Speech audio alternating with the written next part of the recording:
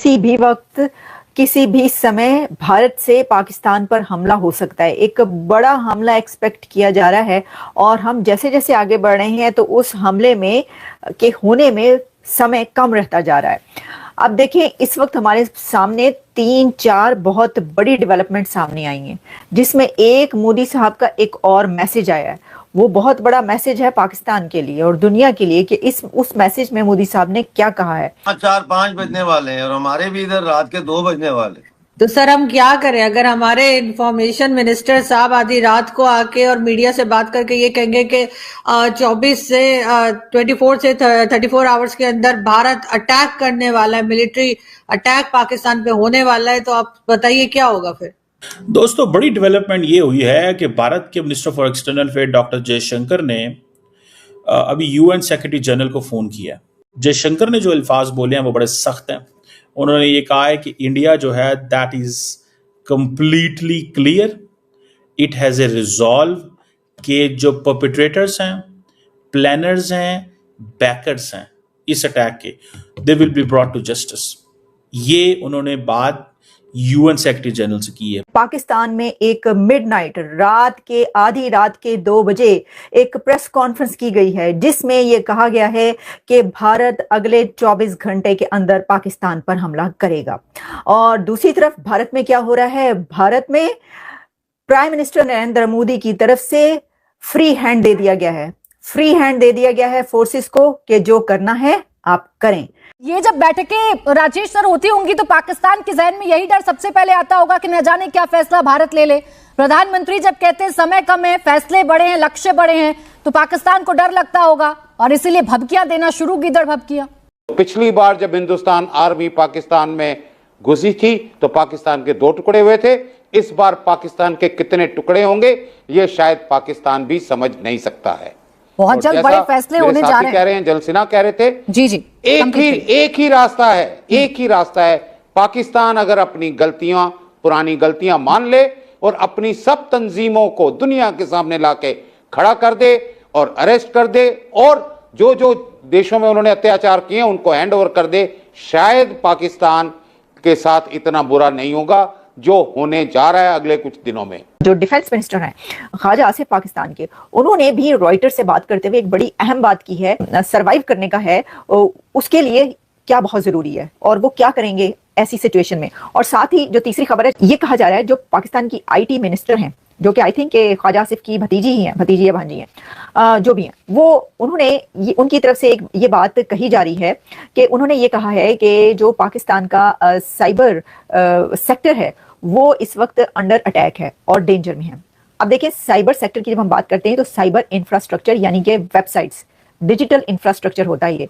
तो अगर IT minister ये कह रही है कि डिजिटल इंफ्रास्ट्रक्चर या साइबर इंफ्रास्ट्रक्चर पर हमले हो रहे हैं और उसको खतरा है, तो इसका मतलब ये है कि वो ये कह रही है कि दुश्मन जो है वो उनके ऊपर हमले कर रहा है।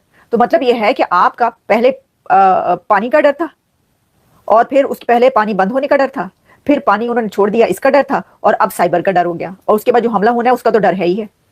तो हमले से पहले ही इतने डर और खौफ हैं कि उनसे निपटना ही मुश्किल है आपका। तो बात ये है कि जो अब सुबह गुजरी है उसमें इन्होंने इंडिया में मोदी जी ने अजय डोभाल जी और राजनाथ सिंह जी और तीनों फोर्सेस के चीफ और बाकी 1-2 और लोग थे बड़े अहम, उनके साथ क्लोज डोर में मीटिंग की है। कोई प्रेस नहीं आया अंदर, सिर्फ उनको एक फोटो खींचने के लिए उनको अंदर लाया, उसके बाद सब बंद करके दरवाजा में मीटिंग की। कुछ पता नहीं था क्या अंदर चल रहा है, क्या बातचीत हो रही है, किसी को कुछ पता नहीं है, सिर्फ उनको ही पता जो उस कमरे में मौजूद थे। तो तारड़ साहब को कैसे चीजें पता लग गई हैं, आई हैव नो क्लू। पहली तो बात यह है। दूसरी बात यह है कि मोदी जी ने तीनों अफवाज को, यानी नेवी, एयरफोर्स और जो मिलिट्री है, उसको गो हेड दे दिया। उन्होंने कहा जी आपने जो करना है, जब करना है, जैसे करना है, मेरी तरफ से खुली इजाजत है। उन्होंने कोई हिदायत नहीं की कि इस शहर पे ना करना, उधर ना करना, ये ना करना। उन्होंने कहा जी आप लोगों का काम है जहां लड़ना, आप लोगों को पता है क्या करना है। मुझे सिर्फ ये है कि सुबह तक जो है ना, मुझे आप ये रिपोर्ट दें कि आपने कॉम्प्रिहेंसिव स्ट्रेटेजी बना ली है पाकिस्तान को इतना करने पे कि आइंदा वहां आतंकवाद वहां से ना सिर्फ ये कि हमारी तरफ ना आए बल्कि दुनिया में कहीं भी ना जा सके। उन्होंने कहा break the back of terrorism in Pakistan, this is very serious. और आपको पता ही है कि इसमें अफगानिस्तान जो है वो भी इंडिया के साथ अब ऑन बोर्ड है। इसके अलावा कई मुल्कों ने ये कहा है कि हम जो है वो नहीं करेंगे, इसमें साइड नहीं लेंगे, किसी की भी न्यूट्रल होंगे। कुछ ने कहा इंडिया को कि हम आपके साथ हैं। तो मेरा ख्याल है कि अब दुनिया भी तंग आ चुकी है और दुनिया ने ये फैसला किया है कि अगर इंडिया से ये काम हो जाता है, करवा सकते हैं हम, तो चलो इंडिया से करवा लेते हैं, इंडिया इनको खत्म करे, जान छुड़ाए अपनी भी और हमारी भी। सारी दुनिया तंग है। दूसरा, इस प्रेस कॉन्फ्रेंस में मैंने नोट किया कि तारड़ साहब शायद लेट नाइट था या थके हुए थे, वो बात सही तरह से कर नहीं पा रहे थे। अब ये इस बात की भी निशानदेही करता है कि ये लोग बहुत नर्वस हैं और इसमें कोई शक नहीं है। तमाम टीवी चैनल्स पाकिस्तान के, उन पे जो एनालिस्ट आ रहे हैं वो पिछले 2 दिन से सख्त घबराई हुई गुफ्तगू कर रहे हैं और बार बार ये कह रहे हैं कि हम एटमी हथियार इस्तेमाल करेंगे, एटमी हथियार इस्तेमाल करेंगे। तो आज इंडियन चैनल पे एनालिस्ट कह रहे थे कि अगर पाकिस्तान न्यूक्लियर वेपन इस्तेमाल करता है तो हमें कोई टेंशन नहीं है, क्योंकि उनकी न्यूक्लियर वेपन जो है वो सिर्फ 7 किलोमीटर के रेडियस में इफेक्ट कर सकते हैं। हमारे जो है वो 15 से 20 किलोमीटर के रेडियस में इफेक्ट कर सकते हैं। तो अगर पाकिस्तान ने इस्तेमाल किया, हम भी करेंगे, तो पाकिस्तान को ज्यादा डैमेज होगा। जाहिर है हम नहीं चाहते, कोई भी नहीं चाहता कि न्यूक्लियर हथियार इस्तेमाल हो, और पाकिस्तान को होश के नाखून लेने चाहिए। अब हालात वहां पर हैं कि अब चंद घंटे की बात है। आप कहेंगे ये तो हम काफी दिन से कह रहे हैं, क्योंकि ऐसा ही लग रहा है जब कोई जंग करना चाहता है तो उसके अंदर ये नहीं होता कि वो बता दे पहले से।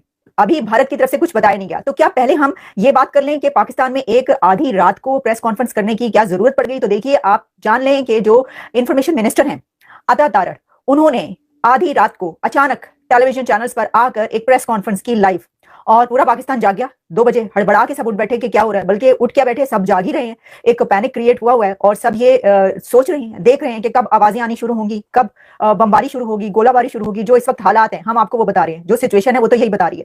तो रात भर लोग जाग रहे हैं पाकिस्तान के अंदर और देख रहे हैं। तो जैसे ही उन्होंने देखा कि एक मिनिस्टर जो है वो टीवी पर अचानक आया है और उसने इंडिया के मुतालिक बात शुरू कर दी है, तो सब पाकिस्तान के अंदर एक ऑब्वियसली इस सिचुएशन में पैनिक तो क्रिएट होता है। तो हुआ क्या, उस प्रेस कॉन्फ्रेंस में इंफॉर्मेशन मिनिस्टर अता तारड़ ने आकर ये कहा है कि इंडिया नेक्स्ट 24 to 36 आवर्स में पाकिस्तान पर हमला करेगा या कर सकता है। अब मैं ये जो 36 आवर्स कह रही हूं वो आप निकाल दें, क्योंकि जब ये आधी रात को प्रेस कॉन्फ्रेंस हुई है उसके बाद कई घंटे गुजर चुके हैं। तो आप जो कैलकुलेशन करें वो 24 आवर्स की करें कि अगले 24 घंटे में कुछ बड़ा होने जा रहा है। बड़ा क्या होने जा रहा है पता ही है सबको, कि भारत ने हमला करना है पाकिस्तान पर। और उन्होंने ये कहा कि उनको ये इंटेलिजेंस मिली है, यानी ये उन्होंने कहीं से ये खबर, जिस तरह के इंटेलिजेंस शेयरिंग होती है या कोई बहुत ही सेंसिटिव न्यूज आपको पता चलती है, तो उनको ये खबर मिली है और उन्होंने पता चलाया है कि भारत अगले 24 से 36 घंटों में पाकिस्तान पर हमला करेगा। So this means that India is all hell bent to attack Pakistan. So it means कि this is they are ready for revenge. वो revenge लेने के लिए बिल्कुल तैयार बैठे हुए हैं। पाकिस्तान को it means ready रहना चाहिए, क्योंकि इंडिया की जो डिफेंस लीडरशिप है वो भी एक क्लैरिटी है उसको, इंडिया की जो पॉलिटिकल लीडरशिप है उसको भी क्लैरिटी है, इंडिया की जो डिप्लोमेटिक लीडरशिप है, ठीक है जी। और ये जो फॉर एग्जांपल अभी साइप्रस के फॉरेन मिनिस्टर से भी जयशंकर की बात हुई है, तो वो भी he is saying that we are ready, ठीक है जी। और अभी ये जो यूएन जनरल सेक्रेटरी ने भी अपनी जो रीड आउट निकाला है उसमें उन्होंने बात की है दोनों मुल्कों के साथ, दोनों मुल्कों की लीडरशिप के साथ। So I find this very serious. मुझे ये लग रहा है कि it's a matter of hours कि India will take this revenge. India is not going to back out. India को अब वो मिल गया है, चांस मिल गया है कि नहीं, हमें हर कीमत के ऊपर कुछ ना कुछ इस हवाले से करना है। और इसमें जारी बात है, अब पाकिस्तान बहुत सारी ऑप्शन सोच रहा है कि क्या किया जाएगा। पाकिस्तान से पूछा जा रहा है चाइना क्या हेल्प करेगा। मैं अभी किसी इंटरव्यू दे रहा था टेलीविजन को और मैंने कहा जी कि देखिए, China is a reluctant power in terms of military support, but yes China जो है वो आपको डिप्लोमेटिक पॉलिटिकल सपोर्ट दे सकता है, क्योंकि इंडिया के अंदर ये सोचा जाता है कि what is Pakistan and Indian connection, क्या पाकिस्तान एंड चाइना का कनेक्शन क्या, ये सवाल किया जाता है। तो उस सवाल का जवाब ये है कि चाइनीज के बारे में और पाकिस्तान के बारे में कहा जाता है कि इंडियंस ये समझते हैं कि हमें चैलेंज है, हमें खतरा है कि this is two front war. It means अगर पाकिस्तान से लड़ रहे हैं तो आप चाइना से भी लड़ रहे हैं, अगर चाइना से लड़ रहे हैं तो पाकिस्तान से लड़ रहे हैं। उसकी वजह यह है कि अगर चाइना अपनी फौज नहीं भेजता, फॉर एग्जांपल, जो जारी बात है वो नहीं भेजेगा, पाकिस्तान के पास सफिशिएंट फौज है, लेकिन चाइना कैसे पाकिस्तान की सपोर्ट करेगा? I told you, China is a reluctant power. China कैसे सपोर्ट करेगा? चाइना पाकिस्तान को डिप्लोमेटिक सपोर्ट देगा, पॉलिटिकल सपोर्ट देगा। आपको पता है अभी जैसे for example Pakistani foreign minister की बात हुई वांग जी से, तो उन्होंने क्या कहा? उन्होंने वांग जी से कहा कि आप स्टेटमेंट जारी करें that China supports Pakistan's position on transparent inquiry of this event incident. So China बोला वो जो पाकिस्तान ने कहा। सो ऑन दिस ये सपोर्ट है। लेकिन इंडिया को यूएन सिक्योरिटी काउंसिल में बाकी 4 ममालिक इंडिया को सपोर्ट करेंगे, रशिया भी करेगा, अमेरिका भी करेगा, इंग्लैंड भी करेगा, फ्रांस भी करेगा। फ्रांस तो खुला करेगा, अमेरिका जो है वो भी किसी हद तक मुझे लग रहा है करेगा, बर्तानिया भी करेगा। सो बर्तानिया सारी बात है स्टैंड्स वेयर अमेरिका स्टैंड्स, उसका तो स्टैंड बड़ा जो है वो क्लियर। और इनके यहाँ पर क्या हो रहा है बिलाल साहब, पाकिस्तान में क्या हो रहा है?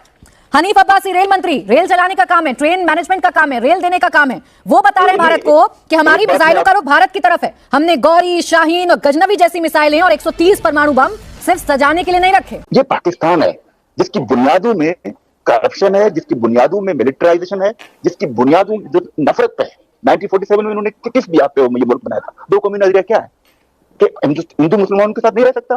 तो ये इनके रगों में, और आज भी ये अपने बच्चों को नफरत पढ़ाते हैं हिंदुओं के लिए, इवन के बलूचों के लिए। और एक और बात, मैं आपको दावे से कह सकता हूँ, मैं आपको 100 वीडियो दिखा सकता हूँ। छोटे बच्चे से भी पूछो ना, बच्चे से कि 5 साल की, ये पूछते हैं ना इनके मीडिया, बड़े होके क्या बनोगे? ये बोलता है मैं बड़ा होके पायलट बनूंगा, जाके हिंदू पे बम पैदा कराऊंगा। ये अपने मस्जिदों में दुनिया की बर्बादी की दुआ करते हैं कि इसराइल को तबाह कर दे, हिंदुओं को तबाह कर दे। मैंने मंदिर में, मैंने गिरजा में कभी ये नहीं देखा। ये टीएलपी के लोगों को, ये टीएलपी के लोग वहां पे मुर्दों को कब्रों से निकालते हैं, उनकी तस्लील करते हैं। ये वैशी लोग हैं। और बदकिस्मती से इन्होंने जो मुझे आइडेंटिटी दी है, this is become a threat for the world. मैं बार बार कहता हूं, आरजू काजिम साहब, मैं आपसे हाथ जोड़ के बोलता हूं कि you come to the India. ये इंसान नहीं है। हम बलोच इनसे बेजार हैं, सिंधी इनसे बेजार हैं, पश्तून इनसे बेजार हैं। ये दुनिया में जहां भी जाते हैं वहीं पे चेक करते थे। मुझे आप एक बलोच दहशतगर्द बताओ दुनिया में जिसने अल्लाह और रसूल के नाम पे दहशतगर्दी की है। ये अपने बच्चों को ट्रेन करते हैं, कभी मुंबई भेजते हैं, कभी पेरिस भेजते हैं, कभी लंदन भेजते हैं, कभी अमेरिका भेजते हैं, कभी स्पेन भेजते हैं, कभी इटली भेजते हैं। हम तंग आ चुके हैं इनकी दहशतगर्दी की वजह से। अब मैं क्या और बोलूं इनके लिए? नहीं, इनके अपने परिवारों के लिए तो भगदड़ सी मच गई है। मैं आखिरी बात, मैंने कभी भी किसी भी दुनिया में किसी भी हिंदू को जय श्री राम करके किसी के गला काटे हुए नहीं देखा। ये जो अवेला करते हैं ना कि मोदी ने वहां पे क्या कर दिया, ये कर दिया, मुझे एक चीज मुझे आप दिखाओ। ये पागल लोग हैं, ये वैशी लोग हैं, इनको पढ़ाया जाता है, इनके घरों में इनको सिखाया जाता है, नफरत पढ़ाई जाती है। यही वजह है कि दुनिया इनसे बेदार है, ऑनेस्टली दुनिया इनसे बेदार है। डॉक्टर हमसर टीवी पर बैठकर तो बड़ी बड़ी बात कर ही रहे हैं, अपने परिवारों को तो विदेश में भेज रहे हैं। अब देखिए आईबी मिनिस्टर, जिसका कोई लेना ना देना पाकिस्तान का, अताउल्लाह तरार, वो भी कह रहे हैं पाकिस्तान मुकम्मल तौर पर तैयार है। वो भी कह रहे हैं जी हम तो वॉर के लिए तैयार हैं, युद्ध होगा, एटम बम वाली शक्ति है हम तो। आप समझ नहीं रहे ना, आपका प्रॉब्लम ये है कि आप चीजों के लिटरल मायने ढूंढती हैं। भाई वो तैयार हैं, उसका मतलब ये है जहाज तैयार है, पेट्रोल जहाज में फुल है, एसी अंदर चल रहा है, सामान बंधा हुआ है। आप उधर से एक पहला मिसाइल फेंकें, दूसरे से पहले हम निकल जाएंगे पतली गली से। ये तैयारी है उनकी।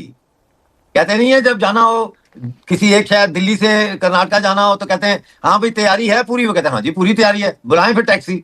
तो वो ये तैयारी है इनकी। ये ऑटो रिक्शा इनका तैयार घर के बाहर खड़ा हुआ है, मीटर उसका चालू है, ये कर रहे हैं। इसीलिए मैं बार बार कह रहा हूं, और पाकिस्तानी ऑक्युपाइड जम्मू कश्मीर के लोगों और गिलगित बल्तिस्तान मकबूजा के लोगों, आओ हम अपनी इबादत की, रियासत की, अपनी जो रियासत थी इसकी इबादत को बहाल करें। आओ पाकिस्तान से आजादी हासिल करें और भारत का हिस्सा बने। हमारे महाराजा ने 26 अक्टूबर 1947 को भारत के साथ मुआहदा इल्हाक किया था और ये रिपब्लिक ऑफ इंडिया बनाई का हिस्सा हम बने थे। हम भारत के शरीर का हिस्सा हैं, लेकिन पाकिस्तान के कब्जे की वजह से हम पाकिस्तान की कॉलोनी है। हमारा रिश्ता कॉलोनियल है पाकिस्तान के साथ, इसीलिए वो हमारा पानी लूटता है, जंगल लूटता है, हमारी कीमती पत्थर लूटता है, हमारी हर्ब्स लूटता है, हमारे ह्यूमन रिसोर्स का इस्तेसाल करता है, क्योंकि रिश्ता कॉलोनियल है। लेकिन हिंदुस्तान का जम्मू कश्मीर के साथ रिश्ता शरीर का रिश्ता है। इसीलिए जब उस शरीर में आतंकवाद होता है या कोई तकलीफ होती है तो पूरे शरीर में दर्द होता है, भारत खड़ा हो जाता है उसके लिए। यार समझो इस चीज को, वी आर इंडियंस, हम हिंदुस्तानी हैं, हम हिंदुस्तानी कश्मीरी हैं, हम हिंदुस्तानी गिलगिती हैं। फख्र करो इस चीज के ऊपर। अब देखिए ये जो है ना, ये बात उन्होंने कही कि जो साइबर सेक्टर है या इंफ्रास्ट्रक्चर है उसके पर हमले हो रहे हैं और वेबसाइट्स पर। देखिए जो हैक करने की वेबसाइट पर बात होती है कि भाई भारत की तरफ से जो वेबसाइट्स हैं वो हैक की जा रही हैं और डिजिटल इंफ्रास्ट्रक्चर पर हमले हो रहे हैं। अगर तो आप ये बात कर रही हैं तो ये तो हैक करने का जो है वो पहले भी कई बार बहुत कुछ होता रहा है। कभी रेडियो पाकिस्तान की वेबसाइट हैक होती रही है, कभी कहीं की हैक होती रही है। तो इसमें यानी ये तो IT है ना, तो IT में आप जीत सकते हैं इंडिया से। IT में तो इंडिया कहां पर है, आप तो सोच ही नहीं सकते, आप तो मुकाबला ही नहीं कर सकते उसका। तो अगर आपकी 1 2 3 4 साइट्स, जितनी भी साइट्स है कोई या उनके ऊपर एक हमले हुए हैं, साइबर हमले हो रहे हैं, तो उसको आप कैसे रोकेंगे? क्योंकि आपके पास तो कोई ऐसा इस तरह की अब क्या है कैपेबिलिटी, उसके लिए तो कैपेबिलिटी होना जरूरी है ना कि आप उसको रोक पाएं। और ऐसी जंग ये है, देखें अब कहा जाता था कि जो जंग है ना कभी वो पानी पर होगी। भाई पानी वानी आप पीछे छोड़ दें, फिर कहने लगे जंग जो है ना वो वॉरफेयर नैरेटिव की होगी, वो भी पीछे छोड़ दें। जंग जो है ना वो अब साइबर हमलों की होगी। अब आप अपनी वेबसाइट्स बचाएं पहले। लेकिन अगर भारत के भी उस पर इस तरह के कोई हमले जो हैं वो किए गए तो ये बात याद रखें, वो तो इसमें एक्सपर्ट है, वो खुद भी उससे निकल जाएंगे, उनको उसका तोड़ आता है और वो जहां पर हमले कर रहे हैं वहां पर वो करते रहेंगे। उनसे आपका बचना मुश्किल है क्योंकि आपके पास ये एक्सपर्टीज नहीं है। क्योंकि जैसे जैसे आप आगे बढ़े वो ये कह रहे हैं कि हमले का वक्त जो है वो करीब आ रहा है। यानी वो कहा कि भाई ठीक है वक्त कम है लेकिन हमारे जो लक्ष्य है वो इतने बड़े हैं, पर्पस जो गोल है हमारा जो हमने करना है वो इतना बड़ा है। इससे आप अंदाजा कर लें, ये एक तरह की धमकी है उनकी। ये उन्होंने एक तरीके से जो आपको बताया है कि कोई गल नहीं, बहुत कम समय रह गया है और हम बहुत बड़ा करने जा रहे हैं कुछ। इसको आप इस तरह भी देख सकते हैं, क्योंकि देखें एक ऐसे टाइम में उनका ये कहना और फिर कह के चुप होना, मुस्कुराना और फिर उसके बाद ये कहना कि नहीं मैं इसके लिए नहीं कह रहा, इसका क्या मतलब है? इसका मतलब है कि वो इसी के लिए कह रहे हैं कि ये जो टाइम गुजर रहा है, कि ये समय कम है हमारे पास और हमने बहुत बड़ा कुछ करना है। भाई मैं आपको पहले बता चुकी हूँ, हमला बहुत बड़ा करने जा रहे हैं, वो ये बहुत बड़ा हमला होने लगा है। यानी पाकिस्तान खुद कह रहा है। अब मैं आपको बताती हूँ कैसे कह रहे हैं। वो ऐसे कह रहे हैं कि मोदी साहब का तो ये मैसेज अब आया है, तो जो डिफेंस मिनिस्टर ख्वाजा आसिफ है उन्होंने क्या कहा है, तीसरी खबर अब आपके सामने रखते हैं, वो भी बढ़िया है। डिफेंस मिनिस्टर ख्वाजा आसिफ ने रॉयटर्स को इंटरव्यू दिया, 2-3 जगहों पर उन्होंने इंटरव्यू दिया। आई थिंक रॉयटर्स को इंटरव्यू देते हुए उन्होंने ये कहा है कि ये जो क्राइसिस है ये हमारे सर्वाइवल की जंग है, और अगर ये सर्वाइवल की जंग होती है तो फिर न्यूक्स इस्तेमाल किए जा सकते हैं, फिर न्यूक्स इस्तेमाल होंगे। यानी उन्होंने कहा कि बका की जंग है। बका की जंग क्या होती है? क्या हमने रहना या नहीं रहना?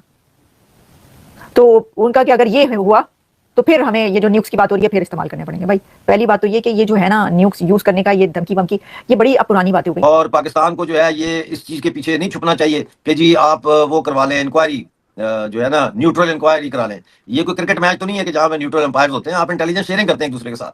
तो न्यूट्रल भी अगर किसी को करना है तो उसमें जाहिर है कि अब इंडिया इतना गुस्से में है। देखिए ना हादसा बहुत बड़ा हुआ है। आप सोचिए कि लोगों का मजहब पूछ के उनको सरों में गोलियां मार दी, कपल्स थे मियां बीवी के सामने गोलियां मार दी उनके शौहरों को, बच्चों के सामने उनके बाप को गोली मार दी, तो इस वक्त टेम्परेचर बहुत हाई है जी।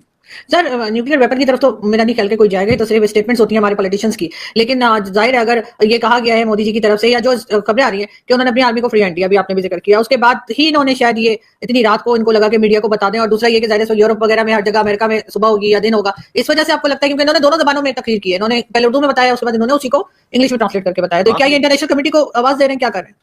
देखिए ये मोदी जी की नकल कर रहे हैं ना। मोदी जी ने भाई बिहार में जाके जब स्पीच की तो उन्होंने उर्दू में हिंदी में भी की और फिर उन्होंने कुछ थोड़ी सी तकरीर जो है 3 मिनट की वो इंग्लिश में भी की। मैं भी अब सीरियस हो गया हूँ कि जंग का इम्कान वाकई मुझे नजर आ रहा है। देखिए ना पिछले 5 दिन से लाइन ऑफ कंट्रोल जिसे कहते हैं, वहां पे लीपा वैली नीलम में तो बमबारी हो रही है बराबर दोनों तरफ से, और दिन ब दिन उसमें इजाफा हो रहा है। ठीक है ना।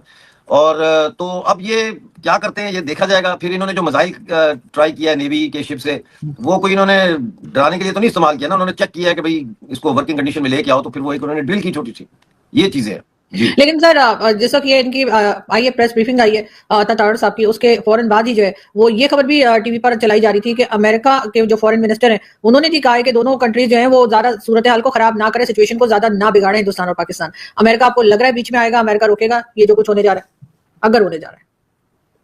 सारी दुनिया ही पड़ेगी इसमें, सिर्फ अमेरिका नहीं, यूरोपियन यूनियन भी पड़ेगी और मिडिल ईस्टर्न कंट्रीज भी पड़ेंगी। तो आधी रात को जो है ना वो अचानक हड़बड़ा के सब उठे और उन्होंने कहा कि जी अता तारड़ साहब ये प्रेस कॉन्फ्रेंस कर रहे हैं कि ये भारत हमला करने लगा 24 घंटों के अंदर। अच्छा, क्या ये इस वजह से तो नहीं पता चला कि मोदी साहब ने एक बहुत ही अहम मीटिंग की है, तो उन्होंने मोदी साहब ने फ्री हैंड दे दिया अपनी फोर्सेस को कि let's go ahead, green signal. I am sure is that India is coming forward. India आ रहा है, पाकिस्तान की फोर्सेस अलर्ट हैं। मुझे ये भी पता है कि इंडिया के जो चांसेस हैं वो एस्केलेट करने वाले हैं on the ground level. India आ रहा है, इंडिया जो है वो और पाकिस्तान भी सारी बात है इज रेडी। लेकिन मुझे एक चीज की टेंशन है कि international community will not be in a position to intervene.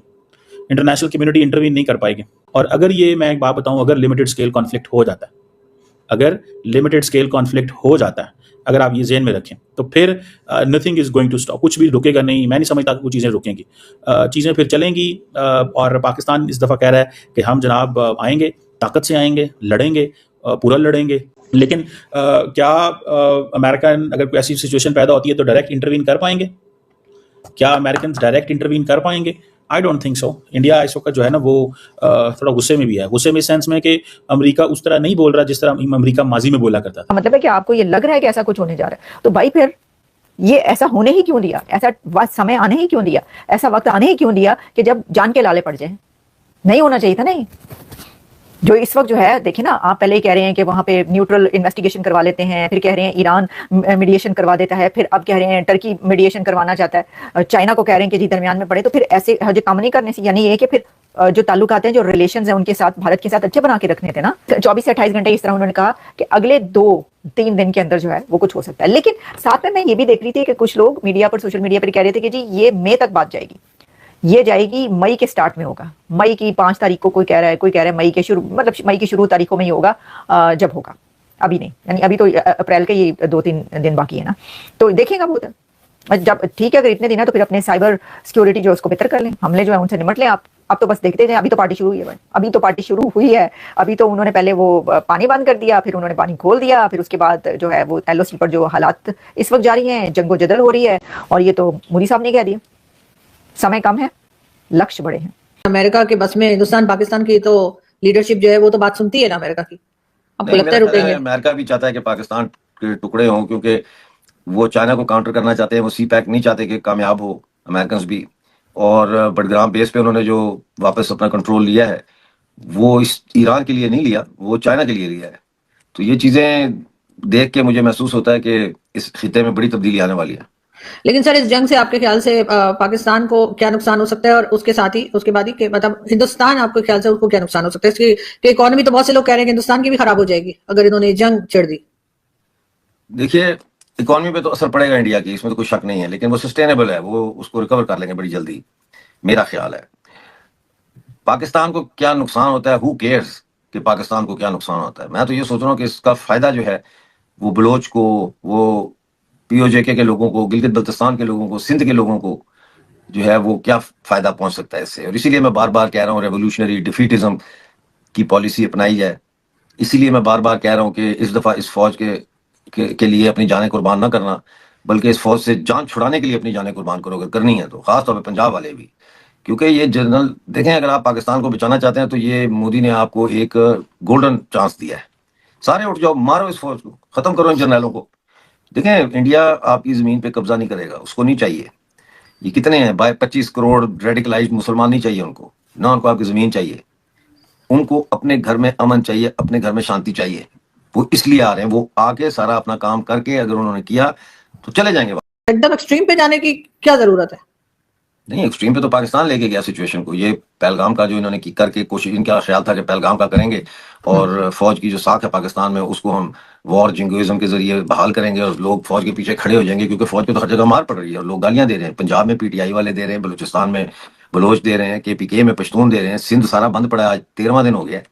और वहां अब टकराव शुरू हो गए, पुलिस की गाड़ियों पे हमले शुरू हो गए हैं, ट्रेनों को रोक लिया गया है, वहां पे लोग पटरियों पे बैठे हुए हैं। तो वो सर्वे वाटर इशू पे सिंध में, हाँ, वाटर इशू पे।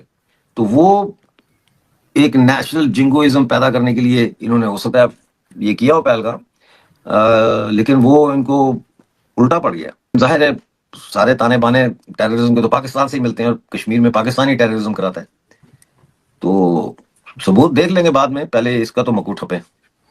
लेकिन सर आपको भी लगता है कि जो अताताड़ साहब कह रहे हैं वो बात सही है, और क्या वाकई में आपको लगता है कि भारत की तरफ से कोई एक्शन होगा 24 से 36 आवर्स के अंदर? मैं इस पर कोई कमेंट नहीं करना चाहता। क्यों? करिए ना, क्यों? तब आपको क्या लग रहा है कि नहीं हो सकता? अगर होगा इसलिए पूछ रही हूँ ना, ताकि मैं भाग जाऊं कहीं, तो मैं यहाँ पे इधर ही बैठी रहूं।